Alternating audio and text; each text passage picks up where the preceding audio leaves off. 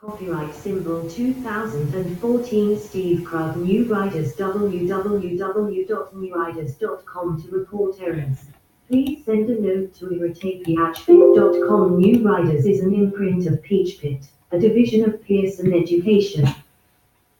Editor Elizabeth Bale, Project Editor Nancy Davis, Production Editor Lisa Braziel, Copy Editor Barbara Flanagan, Interior Design and Composition Romney Lang, Illustrations by Mark Macho and Mimi Heft, Farnham Fonts provided by the Font Bureau, Incorporated, www.fontbureau.com. Notice of rights. All rights reserved. No part of this book may be reproduced or transmitted in any form by any means. Electronic. My mother, who always made me feel like I could. Melanie, who married Mev, greatest stroke of good fortune of my life. And my son, Harry, who will surely write books much better than this one whenever he wants to. Second edition.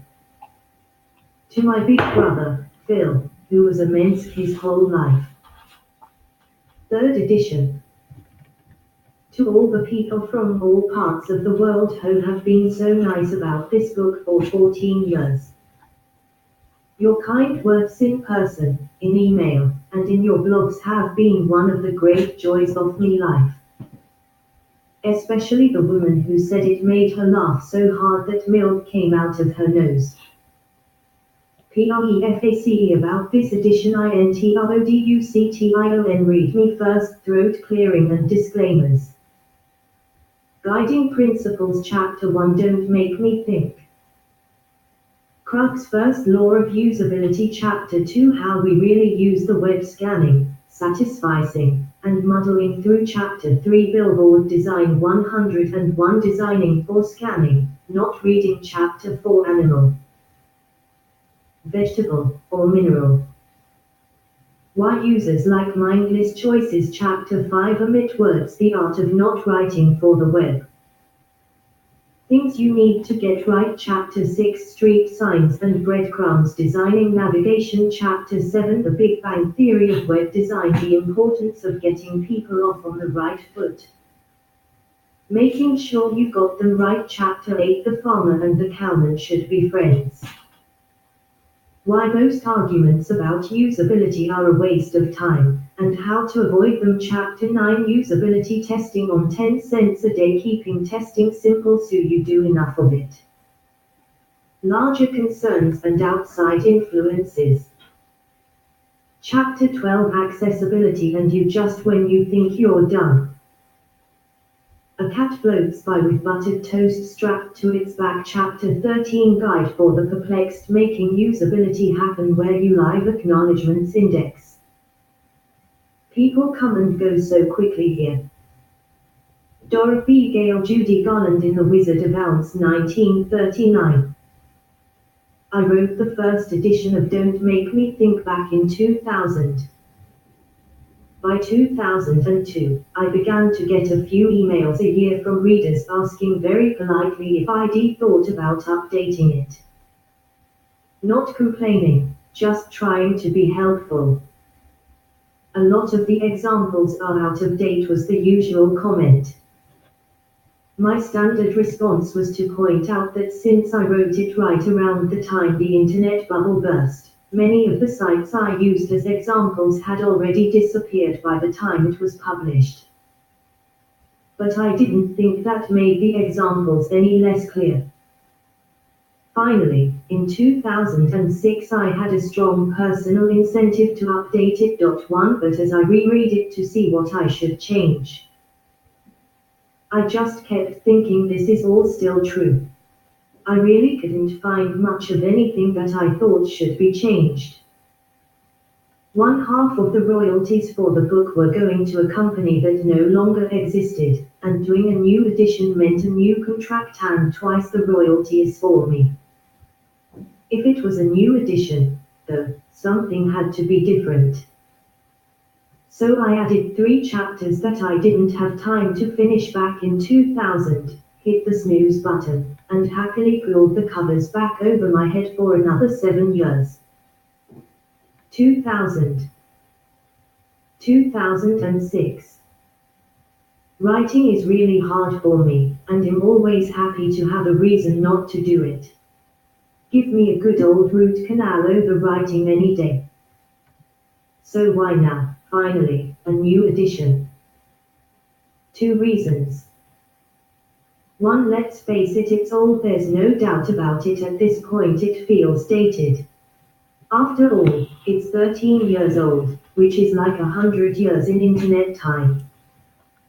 See, nobody even says things like in internet time anymore. Most of the web pages are used for examples, like Senator Orrin Hatch's campaign site for the 2000 election, look really old-fashioned now. Sites these days tend to look a lot more sophisticated, as you might expect.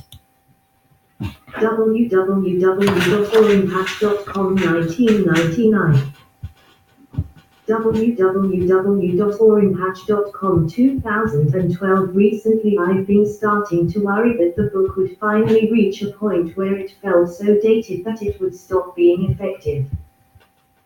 I know it hasn't happened yet because it's still selling steadily, thank heavens, without any sign of slowing down. It's even become required reading in a lot of courses, something I never expected. New readers from all over the world continue to tweet about things they've learned from it. Their choice of a career. 2. I'm enormously pleased and flattered, but I have to admit there's always a part of me that's thinking yikes. I hoped she wasn't meant to be a brain surgeon. What have I done? But I know that eventually the aging effect is going to keep people from reading it, for the same reason that it was so hard to get my son to watch black and white movies when he was young. No matter how good they were. Clearly, it's time for new examples. 2. The world has changed, to say that computers and the internet and the way we use them have changed a lot lately is putting it mildly. Very mildly. The landscape has changed in 3 ways. Technology got its hands on some steroids. In 2000, we were using the web on relatively large screens, with a mouse or touchpad and a keyboard. And we were sitting down, often at a desk, when we did. Now we use tiny computers that we carry around with us all the time, with still and video cameras, magical maps that know exactly where we are, and our entire libraries of books and music built in. And are always connected to the internet. Oh, and their phones, too. Heck, I can use my phone to book a restaurant reservation in seconds. Adjust the heat in my house from anywhere. Or deposit a check without going to an ATM. It's no flying car, which, come to think of it, we were promised we'd have by now, but it's pretty impressive. The web itself kept improving. Even when I'm using my desktop computer to do all the things I've always done on the web, buying stuff, making travel plans, connecting with friends, reading the news, and settling bar bets. The sites I use tend to be much more powerful and useful than their predecessors. We've come to expect things like autosuggest and autocorrect, and we're annoyed when we can't pay a parking ticket or renew a driver's license online. Contributes to a better experience for the user.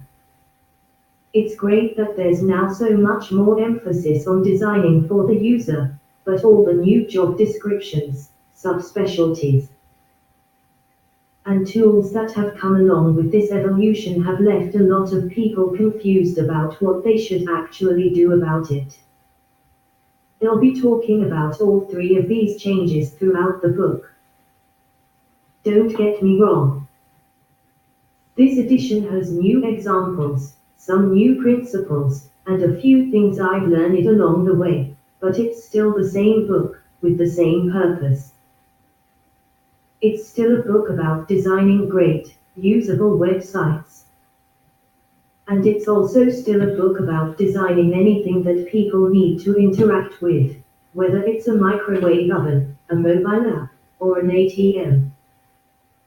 The basic principles are the same even if the landscape has changed, because usability is about people and how they understand and use things, not about technology.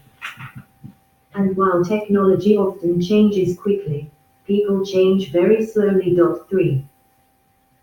3. There's a wonderful Norwegian video with subtitles about this that shows a monk getting help as he struggles to use the newfangled book. Search for Medieval Help Desk on YouTube. Or as Jacob Nielsen so aptly put it, the human brain's capacity doesn't change from one year to the next, so the insights from studying human behavior have a very long shelf life. What was difficult for users 20 years ago continues to be difficult today.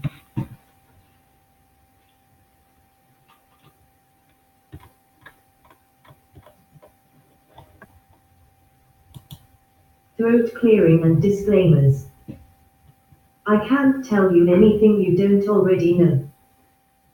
But I'd like to clarify a few things.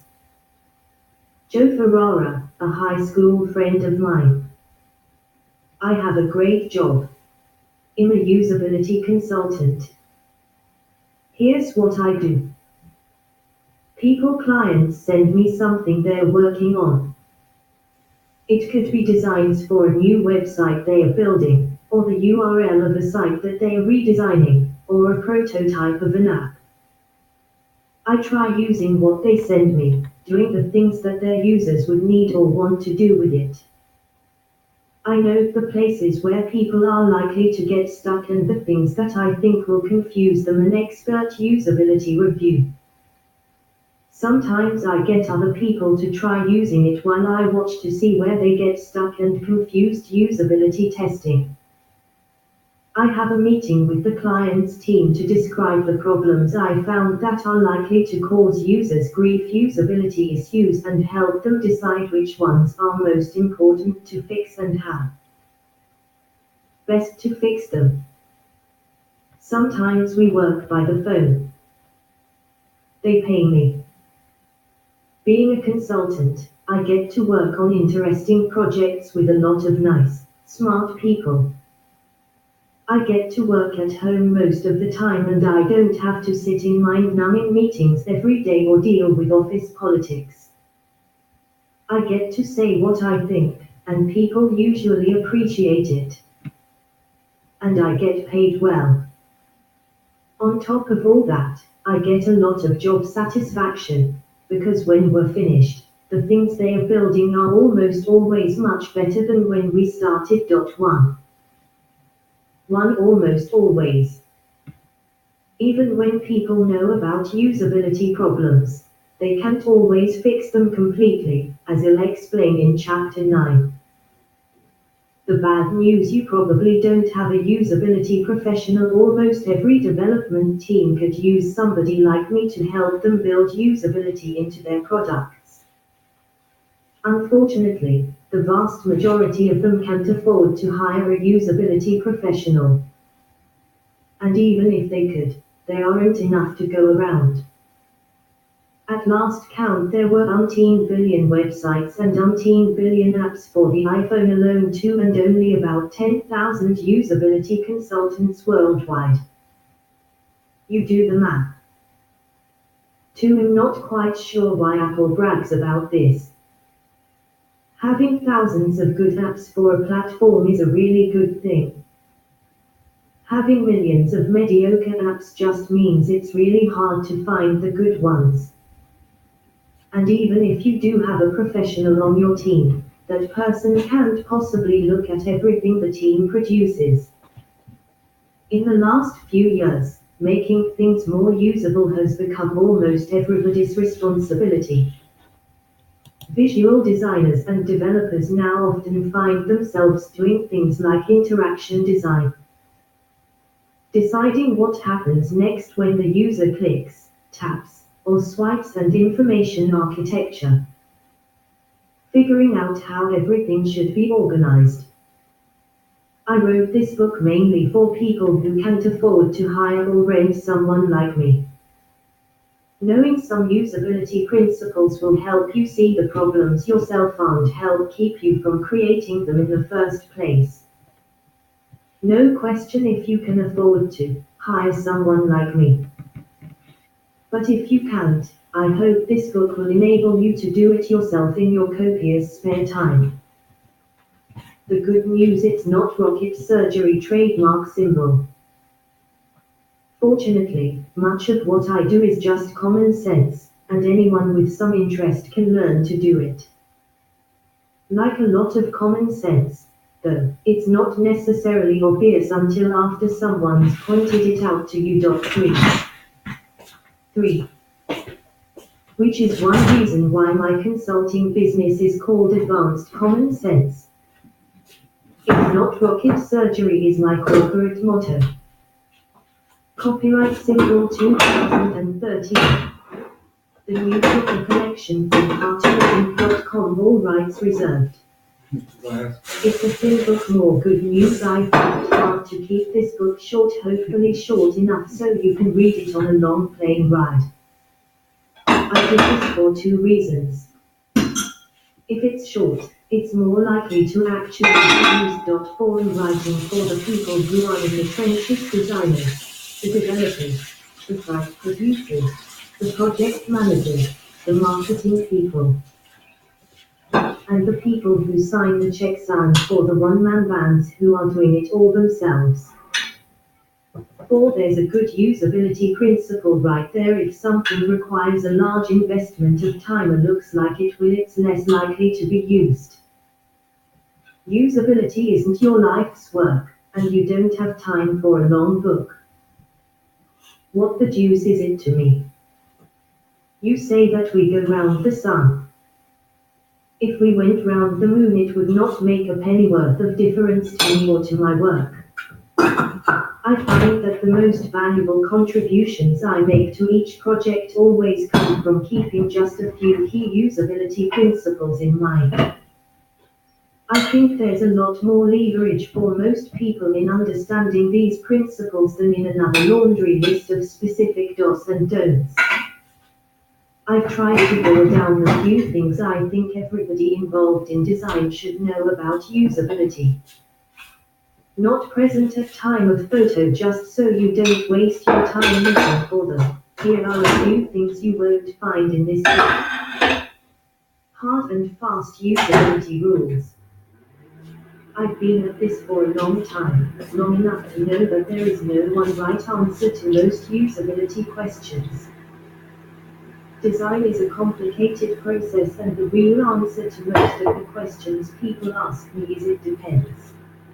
But I do think that there are a few useful guiding principles it always helps to have in mind, and those are what I'm trying to convey. Predictions about the future of technology and the web. Honestly, your guess is as good as mine. The only thing I'm sure of is that most of the predictions I hear are almost certainly wrong.